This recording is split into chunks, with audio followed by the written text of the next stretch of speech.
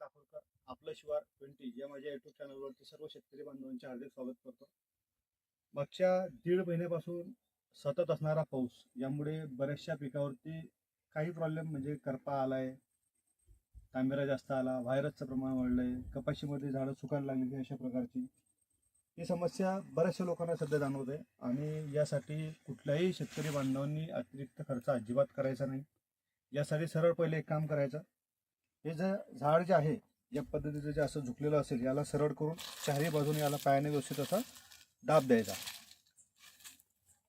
यानंतर आपल्याकडे जर विहीर बोरवेल काही असेल तर त्याचं एक पाणी गरम पाणी सोडून द्यायचं, म्हणजे विहिरीचं किंवा बोरवेलचं पाणी सरळ सोडून द्यायचं. जमीन ओली असल्यामुळे आपल्याला जास्त पाणी द्यायची गरज पडणार नाही आहे. याच्यामुळे काय होईल, वापसा लवकर तयार होईल. पांढऱ्या मुळ्याचे चॉकअप झालेले आहे, याला ऑक्सिजन व्यवस्थित मिळतच नाही आहे आणि ऑक्सिजन न मिळाल्यामुळे मग न्यूट्रिएंट्स मिळणार नाही, झाड ते अपटेक करणार नाही, त्याला हरितद्रव्यांची निर्मिती पानामध्ये व्यवस्थित होत नाही, त्याची डेव्हलपमेंट होत नाही. मग हे सगळे प्रॉब्लेम हळूहळू वाढत जातात आणि एकंदरीत काय तर मग झाड असं सुकण्याच्या अवस्थेत तयार होत आहे. मग या सगळ्या प्रॉब्लेमचं एकच सोल्युशन, पहिले या झाडाला चारही बाजूने पायाने व्यवस्थित असं दाब देणे.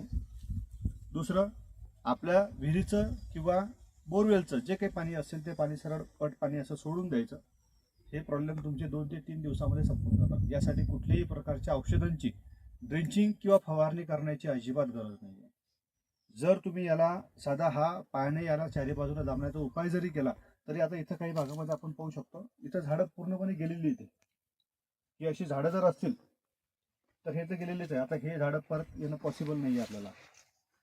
पण ज्याच्यामध्ये थोडासा जीव असेल, निदान आता हे झाड समजा इकडची, ही झाडं आपण परत पूर्ववत याला करू शकतो. म्हणजे याला 100% काढण्याची गरज पडणार नाही किंवा हे झाड 100% उत्पादनही आपल्याला चांगल्या तऱ्हेने देईल. फक्त त्याला चारही बाजूने आपल्याला व्यवस्थित दाबणे, बाकी इतर काहीच करायचं नाही.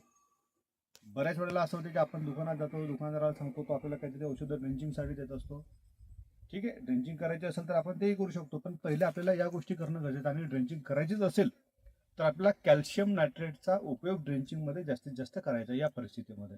कारण कॅल्शियम नायट्रेट सध्या ज्या मुळ्या चॉकअप झालेल्या आहेत त्या पूर्ववत करण्यासाठी, फोटोसिंथेसिस व्यवस्थित घडून त्याला अन्न पुरवठा व्यवस्थित करण्यासाठी कॅल्शियम नायट्रेट फार चांगलं मदत करणार आपल्याला देतं. यासाठी कॅल्शियम नायट्रेटची ड्रिंचिंग करायची. यासोबत एखादी ह्युमिक ॲसिड चांगल्या क्वालिटीचं जे तुम्हाला आवडत असेल ते, किंवा जर चांगल्या क्वालिटीचं जो तुम्हाला अजून पाहिजे असेल तर आपलं एक सिडोनिक नावाचं औषध मिळते, आपण त्याची आणि कॅल्शियम नायट्रेटची अशी दोघांची मिळून याला ड्रेंचिंगही करू शकतो. पहिला उपाय हाच, याला पायाने दाबणे, पाणी सोडणे. शक्यतो आपल्याला ड्रेंचिंगची गरज पडणारच नाही.